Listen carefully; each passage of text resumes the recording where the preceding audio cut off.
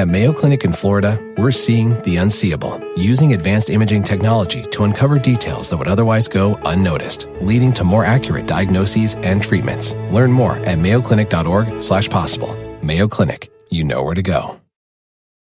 The best things in life, they come in twos. 2 scoops of ice cream, 2 tacos. And now for a limited time, get our best deal of the year. Buy any phone when you switch to Consumer Cellular and get 2 months of service free. That's right, the same fast, reliable nationwide coverage as Big Wireless, now with 2 months free. Proof the best things in life really do come in twos. Visit consumercellular.com or call 1-888-FREEDOM. Second and third month of monthly base service fee waived for new customers with the purchase of a phone and activation by September 2nd, 2024. Taxes, fees, and third-party charges will apply. See website for additional details. You can support this podcast at patreon.com/partnersincrimemedia. I'm Rebecca Lavoie, and this is Crime Writers On.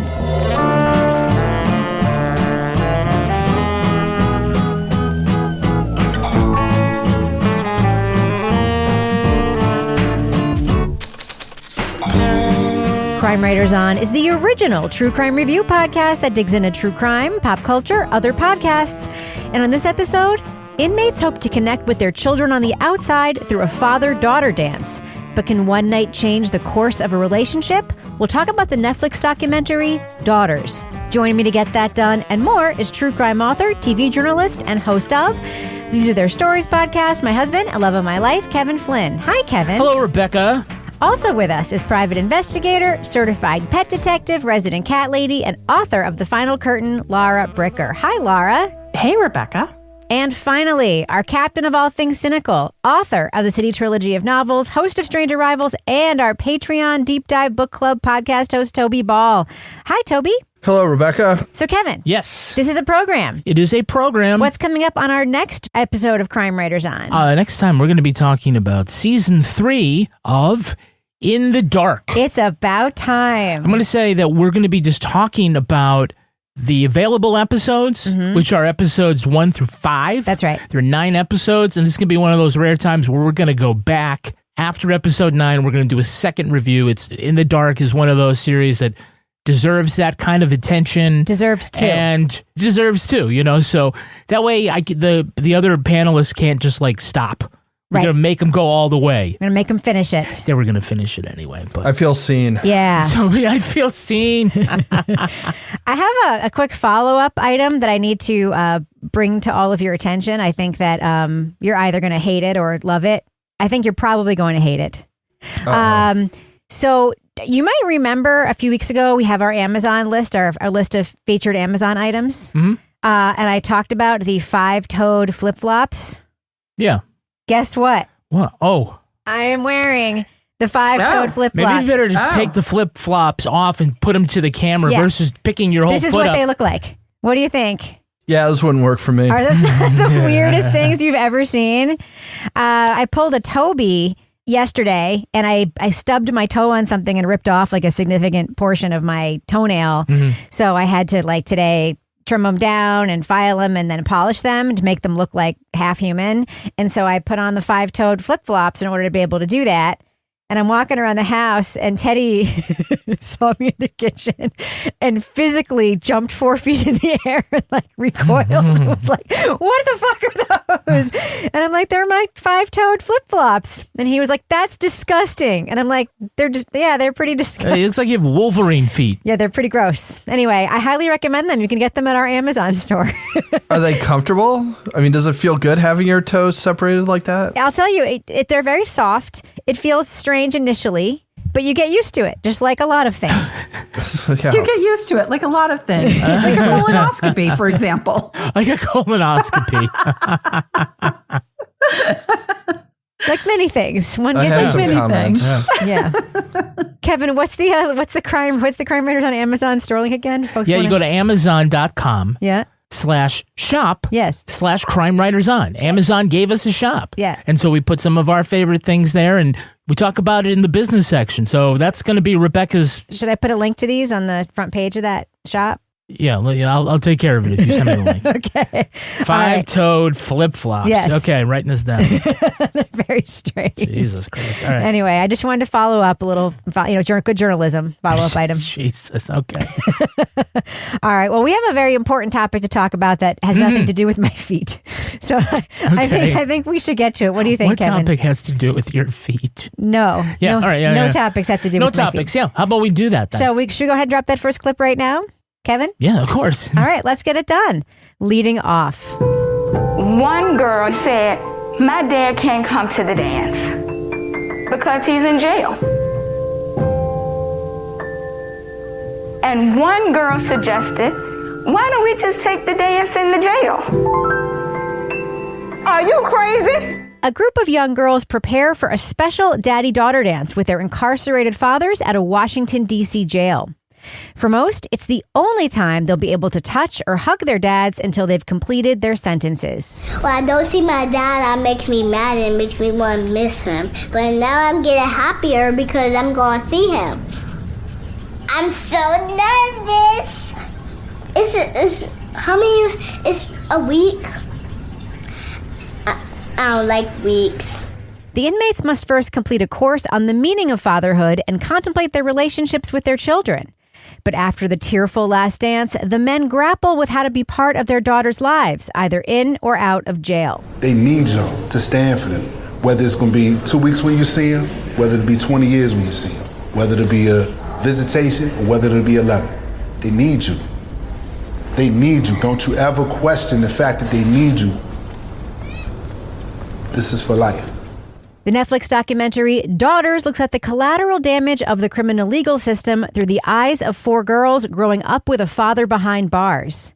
It shows the men coming to terms with the effects of their incarceration on their children.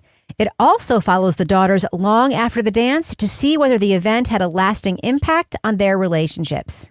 Spoiler alert, we are going to be talking about plot points from Daughters. So if you want to remain spoiler-free, go to the estimated time code in our show notes for our thumbs up or thumbs down reviews.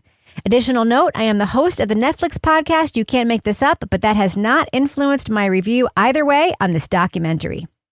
So, Laura, you work in the criminal legal system, and I know that you deal a lot and talk a lot with incarcerated people, especially in the jail setting, right? Because you talk to people who are, going to court, who have not yet received full sentences or had their cases adjudicated. What did you think about this particular view of people at this point, in the criminal legal system? I think this was super heartbreaking. I knew as soon as I started watching this that I was going to be able to relate to this because, like you said, I've worked in the criminal justice system. When I sometimes go to visit my clients in various jails, if I go on certain days, those are the days are family visit days, and you'll see moms and children out in the lobby signing in to go see their loved ones who are incarcerated. And that's always very sad to see that because it's just kind of hits you in the face. But most people don't have that same view that I've had. So I will tell you, this is extremely accurate. This was very authentic. I felt like it was a very poignant portrait of this very real issue of what it's like when your father is behind bars. And it was presented in a way that just felt very vulnerable and very raw. It's one of those things that, we often think about, like somebody goes to jail, somebody goes to prison, and you're like, a lot of people are like law and order, but there are other victims within those cases besides the victims of crimes that are affected. And I think this really shone a light on that in a way that you don't have a heart if you weren't affected by watching this documentary. Yeah, so Kevin, we should point out this program is not a prison program, right? This isn't a jail program. This is actually a nonprofit that runs this program, right? Right. Yeah, I think it's called Girls for a Change. And so, it's focused on the well-being of the daughters. And I'm sure they have other programs, but this dad date night thing, it's not run by the jail. They have agreed to partner with the organization to make this happen. But the filmmakers call this Daughters, right? So it's supposed to put the focus on the girls as opposed to, looking at this as like a restorative justice issue for the incarcerated men. Obviously, they're part of that. And because of the time, they pretty much, I don't want to say give equal time. I didn't, mark down the screen time for either. It feels a little balanced, sort of going back and forth with the stories in and out. But the focus needs to be on the girls. they're both in a position where the girls, or some of them, are trying to make a connection with the fathers, and the fathers on the inside. Their goal, it's not about how their legal case turns out. It's about how do they reconnect? How do they do right by their children? Right. So there are a lot of larger issues at play here, Toby, obviously, but there's also, you know, for lack of a better word, and we talk about this on You Can't Make This Up a lot, because directors do have, ultimately, when they make a documentary and they're dealing with real subjects, they do have to cast documentaries. They have to figure out which people to focus on. And there were obviously a lot of girls and a lot of men involved in this program that they could have chosen to talk to. And, you know, two of the people that they chose to talk to and put at the center of this were Keith and Aubrey. Aubrey, at the point of the dance and at the point of the program, is 5 years old. She's an incredibly precocious and bright young girl, and her father is dealing with a lot of guilt and sensitivity around being separated from her, and she is kind of unburdened from a lot of the more mature emotions of her peers in the program. And I'm curious to know what your thoughts are about, you know, what we see here with Aubrey as it contrasts to some of the other relationships between fathers and daughters that we see in the documentary. Yeah, so it's interesting because the other daughters who we see are older. They have a little bit more sense of the history. I think they've had the opportunity to feel disappointed or abandoned by their fathers in a way in which it seems like Aubrey really hasn't sort of processed things that way. And I don't know if it's because she was so young when he left that she just hasn't been around him at all. But she's just so sort of able to kind of describe her feelings and emotions at different times in such a sort of clear, lucid way. And her demeanor, it just always seems like so sort of self-confident and for the most part cheerful, that I think you kind of see the transformation a little bit later. But she seems sort of like the best case scenario for a daughter coming to this dance who's just excited, doesn't have sort of mixed feelings. It's just like, I want to see my dad. Whereas most of the other girls, and we see like one named Santana, who is carrying a great deal of anger towards her father. It's just a very different and more fraught meeting when they get together than it is with Aubrey and Keith. He's coming home in 7 more years. Yeah, I think so too, Mama. First it was 9 years, and then the police took away 2, and then it was 7. So it wasn't 9 or 8 years, it was 7. Mm-hmm. 7 is a very close number to 1, but it's going to take a long time because it's a year. What about you, Lar? What did you think about Aubrey and her relationship with her father in this documentary and her relationship with his incarceration? I cried through this whole documentary. I was like, oh my God. I think she was so earnest. And when she starts off and she's doing her math facts and she's showing off her certificates and she's learning her times tables, and there's this focus on math. And then for me, I realized, oh, wait a minute. This is because she's thinking about how long her dad is going to be incarcerated. And these math facts and this knowledge is giving her a vehicle to try to quantify when her dad's going to be home. So, you're seeing that in the beginning of the documentary. She's so bright. She's so smart. She's just a beautiful child. And then you watch at the dance and you see the other daughters having more awkward interactions with their dads. And Aubrey is still so optimistic, right? And you feel like when you watch the ones that are not wanting to talk to the dads, or the ones that are a little uncomfortable, but then you look at Aubrey and Keith and you're they're still interacting in a way that feels hopeful. They're dancing, and when they come in and she does her little twirl, and then when she's leaving and she's doesn't want to say goodbye because that means whatever, but that it's, I'll see you later, right? And then fast forward, and that last scene was fucking heartbreaking. And then you find out she's only seen him twice since this dance. You see her going in and coming out of the jail. The cameras aren't allowed in. You see her in the car on the phone with him. And at first I'm oh, she's become totally disillusioned, like these older kids that we had seen in the beginning of this documentary. But then the more I watched her, I'm this kid is just broken. Or she's tired. She's fucking tired. She's devastated. She's heartbroken. She's got a camera in her face.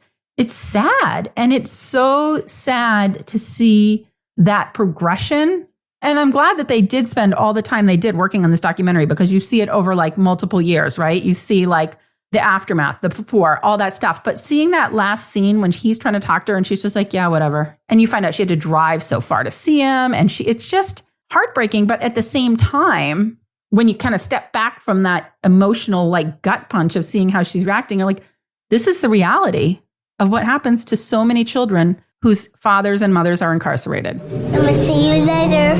If you say bye, that means you're never seeing them again. So Right. Promise you I will not say bye. See you later, okay?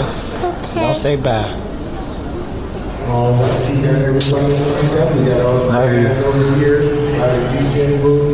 you. See you later, okay? Okay. I love you too.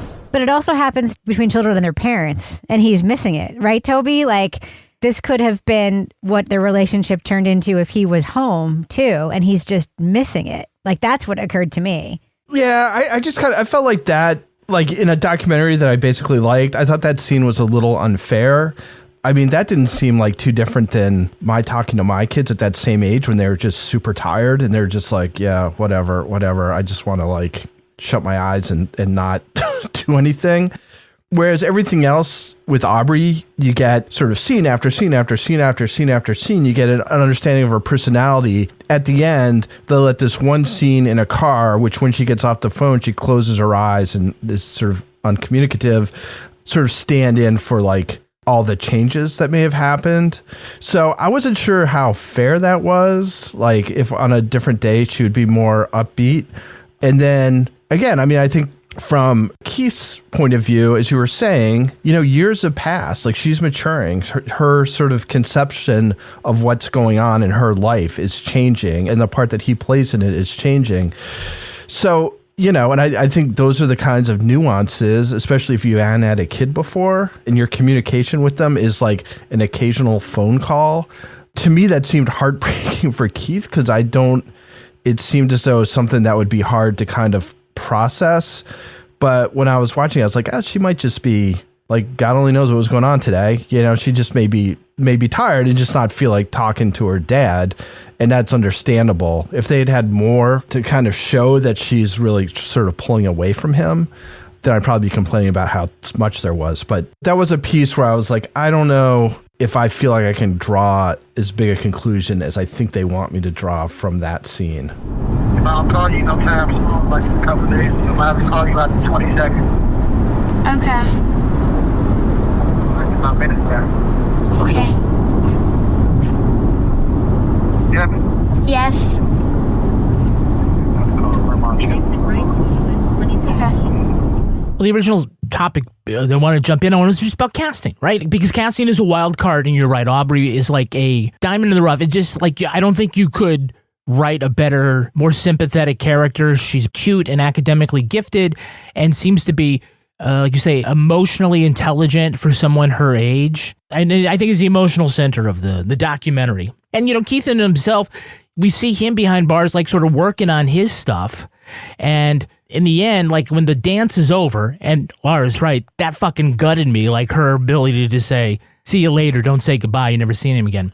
Like you would think walking away that if the success story is them, right? Because they have a fantastic relationship and this seemed to be emotionally resonant, but also like the basis for what's going to be a longer, better relationship. And I also thought that the last scene in the car was also very powerful and illuminating, but it wasn't, I mean, I don't know how many hours she spent in the car before she got there, but there certainly seemed to be that she wasn't interested in the in-person visitation like she was before.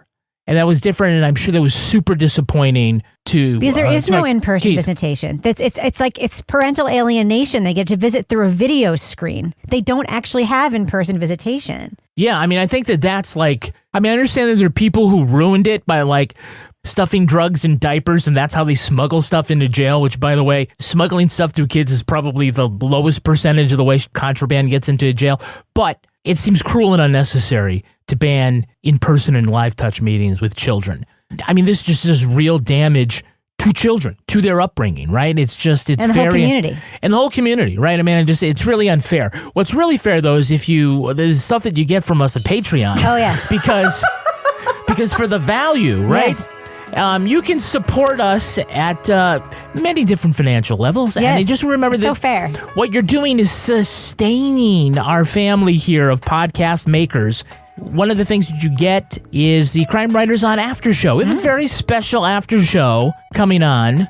Are you ready for this, Rebecca? I am. We're playing a game show. Oh, I love it when we do that. Here's what's going to happen is I'm going to give you the name of a host and who they work for, and you're going to have to tell me the name of the podcast. Oh shit, I'm so bad at these. Yeah, but I'll give you a hint. I'll end up giving you a hint, see if you can do it, and then as a bonus, you see if you could remember if you were thumbs up or thumbs down. Oh God, I'm gonna flunk. Yeah. Toby Ball, Strange Arrival. Change your eyes. Thumbs down. Right? Thumbs down.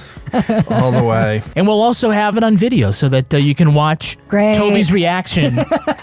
And Laura looking at the ceiling, sweating, trying to remember who was the host of Black Hands, right? You get to see oh, they're all dead. No, dead, yes. That's the only thing I remember from that podcast. Yeah. They're all dead. Other great things from Patreon. You'll get to hear the latest episode of Leave It to Bricker, where Laura Bricker gets a Groupon and learns how to play polo. And all that shit actually happened. It actually happened, and I did not knock anyone out with the mallet.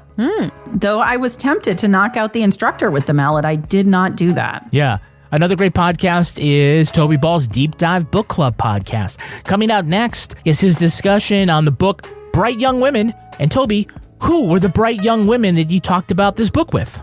I talked to Allison Horrocks, who is a park ranger. She was on before when we did Trailed, which was about the Shenandoah park murders. And then our very own Rebecca Lavoie. The youngest of all. Yeah, I think I The said... brightest and youngest of all. I think I said young women, Oh, right? fuck you. Oh, fuck you. No, fuck you.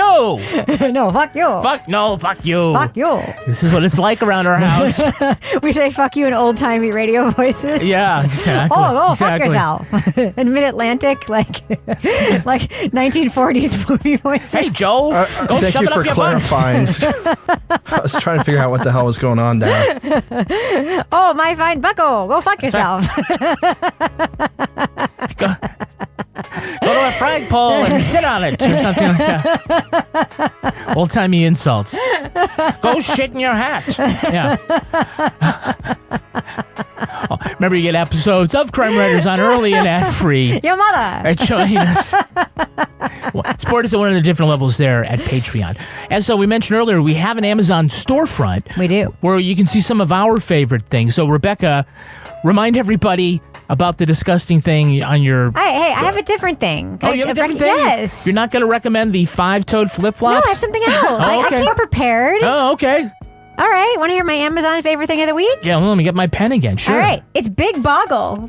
Not regular Boggle, Big Boggle, which is the 5x5 version of Boggle. Not Mega Boggle, the 6x6 version. Big Boggle, 5x5, which my son... has all the dice with the letters on it. And Everyone shake it up knows and what try fucking Boggle Not is. everybody does, Rebecca. All right. You come up with as many contiguous letter words as you can in a 3-minute span after you turn over the little timer thingy. But the Big Boggle is the 5x5 version, which my son Henry tells me is the optimal size for Boggle. And we played it a lot. We were on vacation, and it was hella fun. Big Boggle. Fantastic. Only $20. It's super fun. And Toby, what are your listener-inspired Toby Ball's Deep Cut recommendations? This is going out to you, Kevin, and I have to put in a little caveat. You know how sometimes when there's like a letter that's supposed to have like an accent mark, and it gets translated in Excel into like a couple of just nonsensical symbols? Yeah. So I'm going to just take a guess as to what this word is when right. it comes up. All right, but this is called Makin' Bacon. In parentheses, the homegrown, I think the word is cafe, book club 1. It's a romance novel entitled Makin' Bacon? Yes, I believe Nice. that's the case. That sounds hot. That sounds hot. Yeah, well...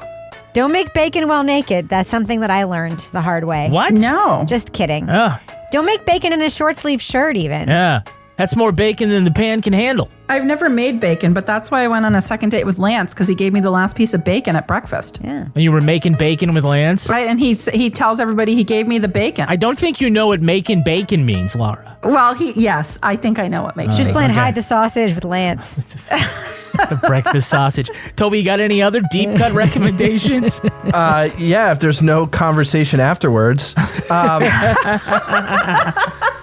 Mr. Penn wooden clothespins, natural wood 50-pack, 2.9-inch rust-resistant clothespins for hanging clothespins, wood, clothing, pins, clot. Wow. Mr. Pin. All right. That's a lot of SEO they got there in the title. Yeah, you got it all for going on. For hanging clothes. I need clothespins for hanging clothes. Okay, like I said, no discussion. No discussion. Shop us first at Amazon.com/shop/Crime Writers On. We earn commissions on every purchase. All right, Kevin. Unqualified purchases, I should say. I have to ask you a question before we end the business section, Kevin. Do we have any Patreon patron saints of the week this week? Our Patreon patron saints are Mindy Handlewai and Allison Fauntleroy. Bless you. Mindy, I'm sorry if we mispronounced your name. We did have a discussion about it before we said it out loud. And Allison, your name got corrected because Kevin pronounced it wrong first. Just for the record, but Fauntleroy is a fucking kick-ass last name. There's no need to disclose that, Rebecca. It's a fucking kick-ass last name, is it not? Fauntleroy? It is, but you don't have to point out my errors. Imagine getting to walk around in the world with the last name Fauntleroy. It's amazing. It'd be so fun. It made me have a little pep in my step. Allison and Mindy, thank you so much for supporting us on Patreon. Thanks for everyone who does so back there. And there's going to be some more readathons coming your way soon. I got some stuff to talk about. And all the other stuff we make back there is pretty great. So anyway, thanks so much. Kevin, should we end the business section there? Yes. All right, I'm going to go ahead and fade that music out right now. So Kevin, who's our next sponsor for this podcast? We're sponsored by Quince. Quince, my favorite. Oh my God, my favorite. Yeah, so... That's where this is from. This is Quince? Yes. I'm literally wearing a shirt from Quince right now. It's short sleeve, though. It's short sleeve. But it's not really great for autumn. And now we need to make the shift. By the way, how was that summer we just got through? Amazing. Yeah, a little eventful. So now it's time to sort of put summer behind and move on to fall, which is always kind of a challenge, like for your closet. Not for me when I have Quince. You can get great deals on things like cashmere sweaters. Hell yeah. $50. Pants for every occasion, washable silk tops, and so much more. And the best part is that Quince items, they're priced about 50 to 80% less than similar brands, but they also work with factories that use safe, ethical, and responsible manufacturing practices and premium fabrics and finishes. You know what I love? I'm going to rub your shirt here. This is like in an appropriate place. Lightweight gauzy cotton shirt. I love that they show you like how much it would have cost elsewhere and like why they've priced it the way they price it. And so you know exactly why you're getting the value that you're getting. But then when you get it, you're like, this seems way more expensive. Their cashmere sweaters, by the way, gorgeous. Make switching seasons a breeze with Quince's high-quality closet essentials. Go to quince.com/crime for free shipping on your order and 365-day returns. That's QUINCE.com/crime to get free shipping and 365-day returns. Quince.com/crime. All right, moving on. Kevin, you had an issue with the language in this. Yeah, because it was English. Yeah. Well, you could do a whole other foreign language if they use Babbel. Babbel! Cool. Yeah, Babbel. 1 in 5 Americans have learned a new language on their bucket list. And so this could be the time to do it with Babbel. So I've been using Babbel. You can choose from a whole bunch of different languages, obviously, French, German, Italian, but we travel to Mexico not infrequently for vacation. And so Spanish is something that I really would like to maybe be a little more conversational in. I know you would. So I've just been doing like these 10-minute lessons, handcrafted. You can, decide what level do you want? Do you want to become fluent? Do you just want to be conversant? Do you want to just do this as a intellectual exercise? And Babbel sets it up in all different ways. Are you ready to hear what I've learned in Spanish? I'm 100% ready. All right, this is about you. Mi esposa es muy inteligente y muy loca. I am very intelligent and spicy. Loca? Crazy? Yeah. So I'm really liking Babbel, or else I'll just say pulgares hacia arriba. That means thumbs up. Nice. I love it, Kevin. So here's a special limited deal for our listeners. You can get 60% off your Babbel subscription, but only for our listeners at babbel.com/Crime Writers. Crime Writers. Get up to 60% off at babbel.com/Crime Writers. Spelled BABBEL.com/Crime Writers. Rules and restrictions may apply. Moving on. So, Kevin, this is a story you really wanted to sink your teeth into. Yeah, just like I love sinking my teeth into a great meal from HelloFresh. Oh, yeah, you do. HelloFresh handles most of the prep, making dinner to the table easier and faster than ever. And it's especially important as we're getting ready to go back to school. Yeah. And, you are doing all sorts of things, rushing around, getting the kids to their after-school activities. It means less time to prepare for a meal. But HelloFresh's Build-A-Plate meals are designed to let every member of your household create their perfect plate. So no more making multiple dinners to satisfy everyone on just one meal with so many ways to enjoy. Really? Now, Rebecca, you know that we are about to head out on a business trip. Yeah? So we're going to be away from home for a couple of days. So what I did is I arranged for that week that we're away to get two-person meals. Okay. So that Teddy, who's going to be home house sitting and watching the dogs, he can make his own HelloFresh meals, right? Yep. So we know he's eating something good. He can prepare it himself. And to be honest, he probably can do both servings. And Kevin, Teddy's a big kid. He's a grown-up. He's a grown-up. But if we had little kids, listen to this. Yeah? For a limited time, kids eat free. Oh! You can go to HelloFresh.com/CrimeWritersKids. Crime Writers Kids. To unlock this exclusive offer. 1 free kids meal per box for the next 2 months while the subscription is active. That's free kids meals just by going to HelloFresh.com/CrimeWritersKids. Crime Writers Kids. All right, so Laura, one angle that we get in this documentary that I really appreciated was a sort of protracted view on the moms who are raising the daughters that then, are getting ready to go to the dance. And, it's a nice sort of point of view there. I mean, they're in very different situations. Not everybody's in the same situation. Not everybody's in a relationship, with the dad. And, everybody sort of has differing relationships with the daughters too. But we really get like a nice look at the home lives of these kids. The access really is incredible in this documentary, right? Yeah, I thought the access in this was absolutely amazing because it clearly happened over like multiple years. And, you have it from like the moms that don't want to have anything to do with the incarcerated father to the ones that do. These are women that are now essentially single mothers raising their children. And the part that really kind of hit me as I was watching it was like the woman who's talking on the phone and like she's got the baby and she's got the phone and she's like out of minutes because you have to buy the minutes to do the jail calls. And you're realizing like a lot of these people are just struggling to get by and they're trying to maintain contact with these people. This is an expense. This is hard. They're on their own. They are on their own to raise children and decide how they are going to portray the fathers for their children, right? And I thought what was really interesting, kind of piggybacking on this, is that I think they made a really interesting choice here not to tell us what any of these fathers were charged with, what they were in jail with. Yeah. Because I don't know how that would have skewed our impressions, but I found myself really wondering, like, what is Keith in jail for?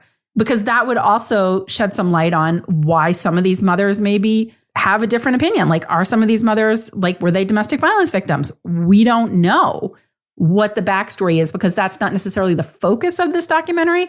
But, part of me was curious because it felt like it would have shed some light on that dynamic between the mothers and the fathers behind bars. Yeah, because it may not be, I don't think it's inconsequential to the relationship with the daughter outside the frame of the documentary.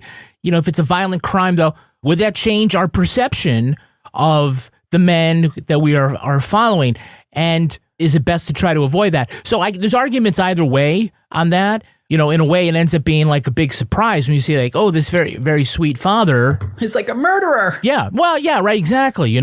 So, I mean, it's a choice and they made that. And I'm assuming they made it because they always want you to just see this person as a father and not think about, prejudge like, oh, well, but, he did this, so he forfeits his right to be a father, because it's not about them as fathers so much as it is about the daughters and their development and how they need a parental figure in their life. So I actually think that it would be criminal to talk about what these men did. I mean, if the mothers chose to talk about it, that would have been their choice. But the point here is that when you incarcerate people, I mean, the point here is mass incarceration, right? And the effect of mass incarceration on communities, on families, on people, on Black people, on poor people.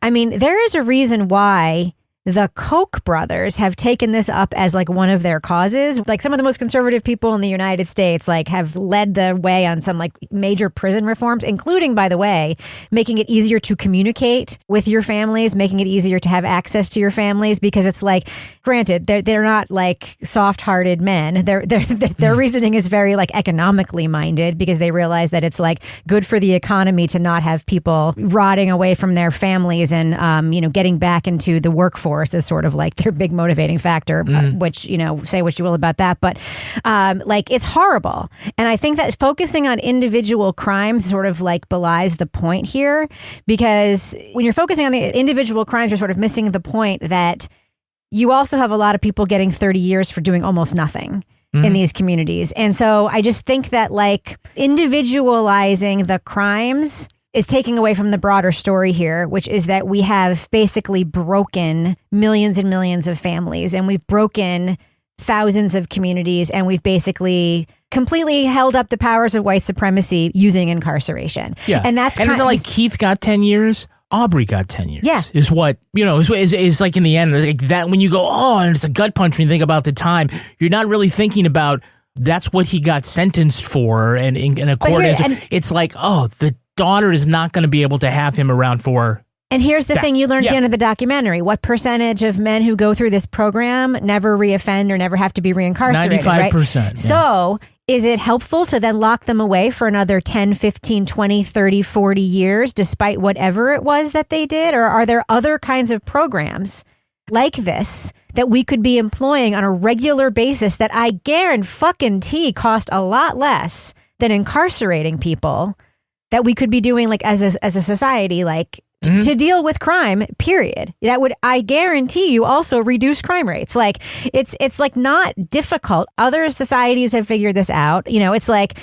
this is like I don't want to say uniquely American, but it's definitely an American problem. Well, you could start by letting them hug their kids, more than once a decade. And Rebecca, when you mentioned parental alienation, like a lot of times we think about that in divorce cases, but it applies here. And there's like statistics about that. That's like, it takes twice as long to recover that relationship as the time that they were separated. Right. So it's horrible when you look at that in this context. Yeah. Toby, what were you going to say? Yeah. For me, thinking about this, in conjunction with, like reading the new Jim Crow or any kind of book about mass incarceration, and as you said, especially targeting Black men, the combination of the number of people who are incarcerated and then the length of time for which they are incarcerated.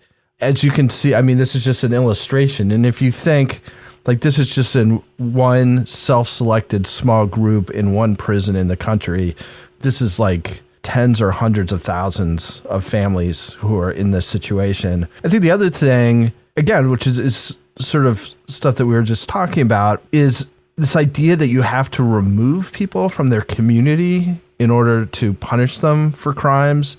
I think, again, is really difficult for those societies if you're going to lock up as many people as we lock up, right? And I think the idea of keeping people from being isolated. I mean, there are some crimes where you do need to lock people up. I mean, I think that's clear that there are people who are too dangerous or recidivists or whatever. You don't know what these men are in prison for, but we do know that a hell of a lot of people are in prison for long periods of time for nonviolent offenses, and the damage that's being done to their families, to their communities, is so out of proportion to the offenses that they committed to be put in that situation. And it doesn't seem to be an issue in our presidential election. I don't hear anybody talking about that stuff. Everybody wants to be tough on crime, right? We also know that people are in prison, Toby, for violent offenses that they have then grown out of and will never reoffend. We know that. We know that there's data that shows that. We know that brain development shows that. We know that we have a system that punishes people long after they would ever reoffend. Like, we know that.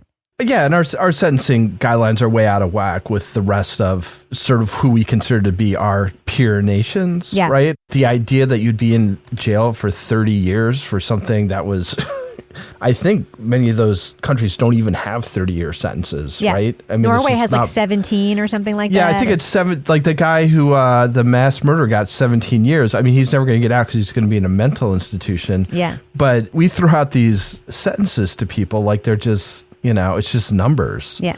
But it's like considerable percentages of their lives, Absolutely. So, Kevin, one person I want to talk about in the documentary that we kept sort of, I hate to say it, kind of cringing about again and again was poor Frank. So awkward. His daughter, Janiyah. Yeah, I found them interesting because, we see different aspects, right? Different sort of, you've got Aubrey, you have Santana, who, as you pointed out, is like really angry rightfully so, when we first meet her. And then you've got Janiyah, and sort of her deal is that she doesn't really know her father, or has like an overwhelming desire to make that connection, which kind of makes me wonder why she's in the program in the first place. Maybe mom, dad, whatever. But everybody else at this dance, right? There's hugs and there's all sorts of good feelings, super positive, and it's like he doesn't know what to do with her, right? Yeah. And she's a little, which, by the way, is very typical of a lot of dads. Yeah, and probably typical of a teenager. I think she was 13 or so. I forget how old she was, but you could definitely see how that is. And then at the end, like, he gets out and they have a scene where they're meeting on a park bench, sitting like far away from each other. And she just kind of blurts out, like, "Are you going to change?" He's like, "Oh, I change every day." Like, he just doesn't fucking get it, right? And so she gets up and later says, "That's my father." Yeah. Are you changing? I'm gonna change it? Yeah, Yeah, pause what? I change every day. No, I'm not. Oh my goodness. Like, personality. That's what I'm talking about. I change every day. Okay. I don't stay the same. I change every day, every second, every minute. Some of that is pretty normal. Yeah. And if he was just a regular divorced dad, that's probably how his relationship would be too. But the fact that he was incarcerated, it makes it that much harder for Janiyah to have a meaningful relationship with her birth father. You're a regular divorced dad. Did this make you have regular divorced dad thoughts? Oh, yes. Yeah? Oh, absolutely. I mean, your daughter's grown now, but she wasn't always. But I think any father, and particularly divorced father, always worried about like the things that you screwed up. Like, was the amount of time I put in her life, was it enough? It touches on love, this documentary, but it also touches on the power of regret and the things I wish that I had done. And I think what that whole fatherhood 10-week course was about is that it's not too late, or it's never too late to make the effort. And for some of these guys, I mean, whether they ever get out, or whether it takes a long time for them to get out, whether the relationship currently exists on the other side of a prison cell, or whether they rejoin society, for the ones that want to try and have a daughter that's willing to try too, then it's possible to have a good relationship. Is it though? I mean, this is the thing, Toby. We have this scene, right, where they give their daughters the flowers. And I just found myself thinking, like, they're promising something that, like, they can't deliver when they're not allowed to ever see or touch their kids, and they only allowed to have these stupid paid for video visits some of them can't afford to do or don't want to do, like, understandably. Like, what are they promising? They're promising they might not actually be able to deliver, not because they don't want to, but because they actually can't. Yeah. I mean, that was a difficult scene. And, in the end, it kind of got me thinking about who benefits from this program. And it seems to me that, at least the way it's portrayed in this, that it's really the fathers who do. Like, I'm not 100% sure what the daughters end up taking away from this, other than, seeing their fathers for this brief period of time, and it's a nice reunion and all of this stuff. But in terms of changing their lives or their sort of approach to things, that seems wildly minor compared to these men who, at least for this honeymoon period of the dance and right afterwards, are like making these commitments. And I think the idea is that you make a commitment to your daughter, hoping that you will kind of stick with it, and this will be something that holds. But in reality, you're saying, I will be there for you when I get out. So in 6 years, I will be there for you. Or when I get out in 3 years, I won't go back again. Yeah, it's just, it's so far down the line. I feel like there's so many forces that are going to be working against it while they're in prison. I mean, I see the recidivism rate is very low. It'd be interesting if they also talked about what's the prognosis for relationships with your family. I mean, do you go out and then have strong relationships with your family, in particular your daughter? Or is it just you get out and you realize that there's other things out there, but that relationship is broken? So I don't know. I mean, that part of it, it just got me thinking a lot about what they're asking these people to do for a promise versus what they can actually do to fulfill that promise. And that to me was, there's a lot of stuff in here that's tough on the dads. And I think, to a certain extent, maybe it's stuff they needed to hear. But there's a lot of talk in front of them about how important it is for daughters to have their father around. And they're not around, and there's nothing they can do about it at this point. And so all they can have is regrets, right? It's definitely, there's a lot to think about in this one. I promise you that my change starts here. My change starts here before I get out. I give you this to protect the younger ones. And I think in the hands of other filmmakers, the dance be like the final scene. Everybody goes home and that's sort of the end of it. But you look at the balance of it, there's still like 1/3 of the documentary left. And I'm like, okay, well, what do we do? And they stuck around for a couple of years.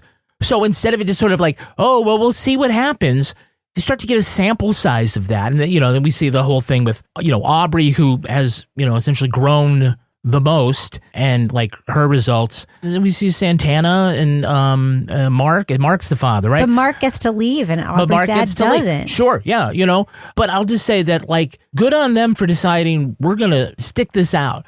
I certainly was like hoping, like, oh, I hope those, it's jail, it's not prison. So those people aren't supposed to be there for years and years and years. And I was like, wouldn't it be great if they could come back and the daughters could, come the next year? It was the COVID year, so they probably didn't have the dance anyway.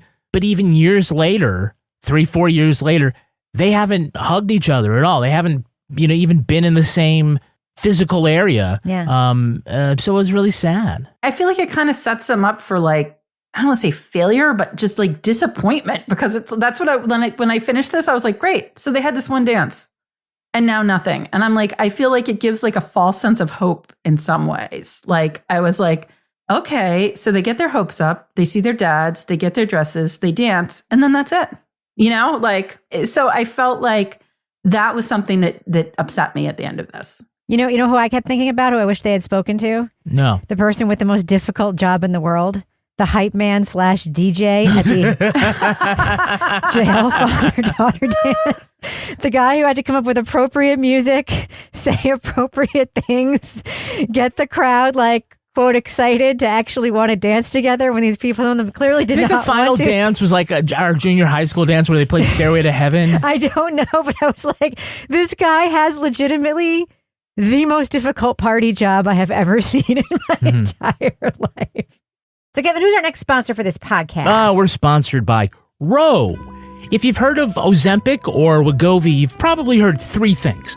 They're effective, but they're expensive, and they're hard to get. Well, that's where Roe comes in. Through Roe, you can access prescription compounded GLP-1s with the same weight loss ingredient as brand name GLP-1s at a fraction of the cost. Roe has compounded GLP-1s in stock now. If you qualify, your medication ships in just 1 to 4 days. Don't have time to schedule a doctor's appointment? No problem.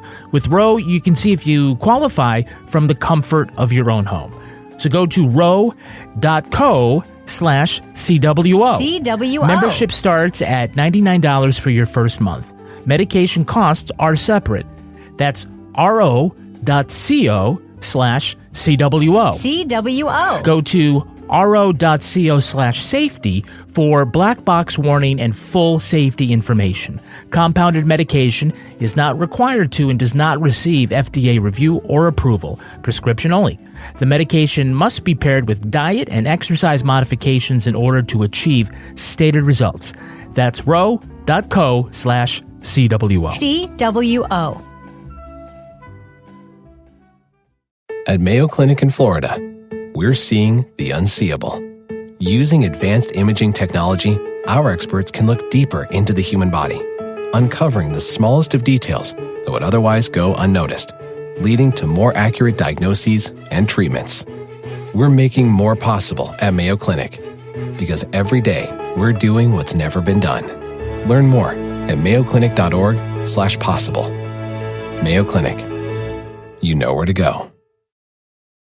The best things in life, they come in twos. 2 scoops of ice cream, 2 tacos. And now for a limited time, get our best deal of the year. Buy any phone when you switch to Consumer Cellular and get 2 months of service free. That's right, the same fast, reliable nationwide coverage as Big Wireless, now with 2 months free. Proof the best things in life really do come in twos. Visit consumercellular.com or call 1-888-FREEDOM. Second and third month of monthly base service fee waived for new customers with the purchase of a phone and activation by September 2nd, 2024. Taxes, fees, and third-party charges will apply. See website for additional details.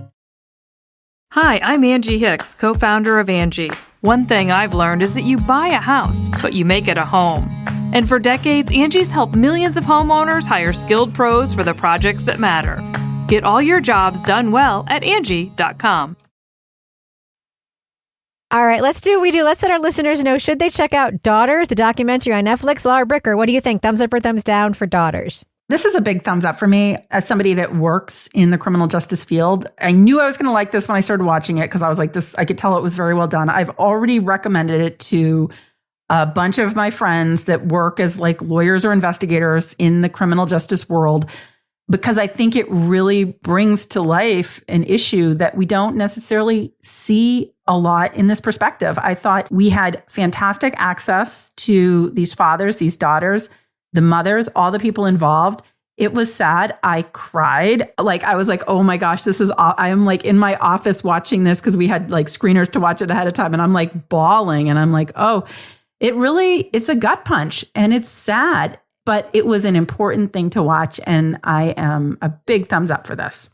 Toby Ball, thumbs up or thumbs down for Daughters? Yeah, I'm a thumbs up. In addition to sort of the personal stories that you see, it's also a sort of window into the effects on families. And I think you can sort of expand that to, communities of mass incarceration, right? It's removing fathers from their families and from the lives of their kids.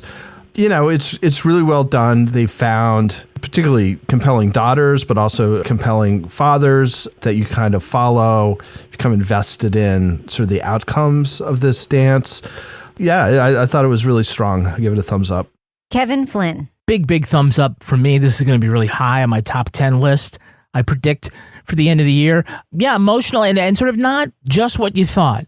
Certainly when you realize like there's going to be a dance and there's going to be hugging and crying and stuff like that, you're ready for that. But it also makes you think about the circumstances in which these daughters are in and how they are just collateral damage to the criminal legal system. My heart really went out to the daughters, and the families are often overlooked when it comes time to put someone behind bars. There's no judgment here about whether or not the people involved were guilty or they deserve what they got. The fact is that there are always going to be people incarcerated. And it's like, what do we want to do for their families? They are not guilty of any crime, these children. How do we do no harm by them? Unfortunately, a lot of these things that we've seen about restorative justice or any kind of reform, prison reforms, the opposition is kind of like, oh, this is a benefit or a treat for the inmates and they should be on bread and water. We can't think like that. I mean, so much is happening to these young people as they try to grow up. But what lesson do we want to teach them? For me, this made me think an awful lot about that, and it moved me. So thumbs up. Thumbs up for me too. I mean, you can tell people all you want that incarceration, the way we do it, doesn't work. You can tell people all you want that like there's a reason why you have people visiting people via video and not in person, and that no contact visits are important and it's safer and blah, blah, blah. Just show us why this doesn't work. Just show us. Show us why mass incarceration is bad and ripping people from their communities is bad and why contact with your families has better results. Just show us. That's what this documentary does. And so it really works for me on that level. So yeah, it highlights a bigger problem, shows us a solution. Solutions-based journalism, really, really effective. So yeah, thumbs up for me for Daughters. Now it's time for my favorite part of the podcast, a little something I like to call the Crime of the Week. Gymnast Carlos Yulo is the first Olympic gold medalist from the Philippines. The country is so thrilled with his achievement that they can't stop showering him with gifts, even strange ones. For capturing the gold in the men's vault and floor exercise, Yulo was gifted with a 2-bedroom condo outside of Manila. The House of Representatives has voted to give him 6 million Philippine pesos, while local businesses are sending 10 million more. That's about $250,000 US. Yulo is also set for life when it comes to ramen noodles, earning a lifetime supply. He's also getting free macaroni and cheese and grilled chicken. And just to make sure he digests all that okay, the Olympian is getting free colonoscopies for life from a local gastroenterologist. Now, that's what we call deep appreciation. Ooh. Panel, being a champion has its perks. What other unusual gift will this Olympian receive to celebrate his gold medal? What do you think, Laura Bricker? I just think he's getting some hypertension from all of the salt in that ramen, honestly. All the mac and cheese. And the mac, yeah. Toby Ball, what do you think this Olympian is also receiving? A whole herd of pommel horses. Wow. What do you think, Kevin? What unusual gift will this Olympian receive to celebrate his gold? A pair of 5-toed flip-flops. Oh, yeah. Why not, right? Mm-hmm. By the way, there was this whole article about how pissed U.S. gold medal winners should be, U.S. medal winners should be when you look what other countries do for their medal winners. Our medal winners all have to go back to work at Lowe's. Home Depot. Yeah. Home Depot, not Lowe's. Yeah. All right, Laura Bricker, before we end the show, I have to ask, do we have a cat of the week this week? We do. We have a dog of the week this week. Yay. Just for you, Rebecca. This comes to us from Christine Petro, who had a past cat of the week, their Irish wolfhound, Princess Bailey. Well, Princess Bailey has welcomed a new little brother to the home. The new baby brother is Lord Duncan. If you know, you know. He is almost 12 weeks old and weighs 42 pounds. I don't know. That's another Irish wolfhound. Male Irish wolfhounds, listen to this, gain about 5 pounds a week at this age. Like, wow. So good on you, Christine, for having a small pony and now having a second small pony that live at your house. Little Lord Duncan is looking very cute, having a little nap in one of the pictures that she sent in. They're incredible. We have friends with an Irish wolfhound, and when it goes on the couch, it doesn't jump on the couch. It just steps onto the couch. It's really incredible. They just walk by the kitchen counter. His head is just like taller than the kitchen counter. All right, Laura Bricker, if folks want to reach out to you and submit their giant dogs to be Cat of the Week, how can they find you online? They can find me at Laura Bricker on Twitter and Instagram. What about you, Toby Ball? Folks want to pitch themselves to be your young and bright woman to join you in the deep dive or something.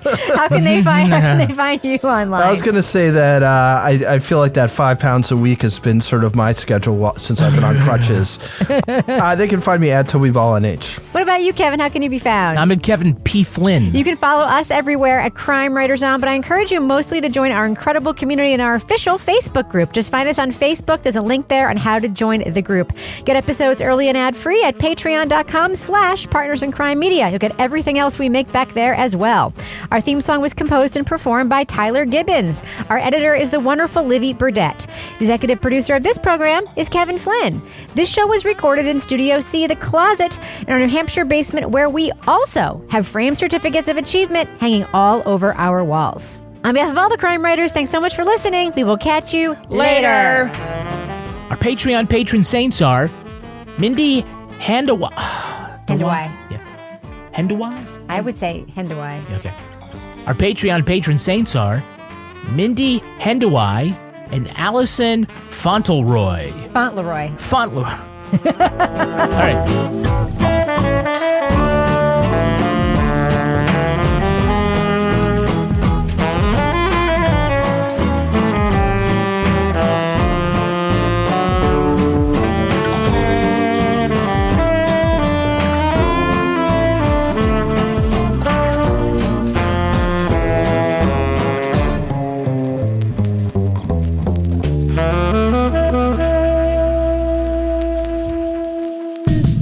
In crime media.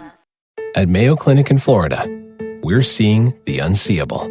Using advanced imaging technology, our experts can look deeper into the human body, uncovering the smallest of details that would otherwise go unnoticed, leading to more accurate diagnoses and treatments.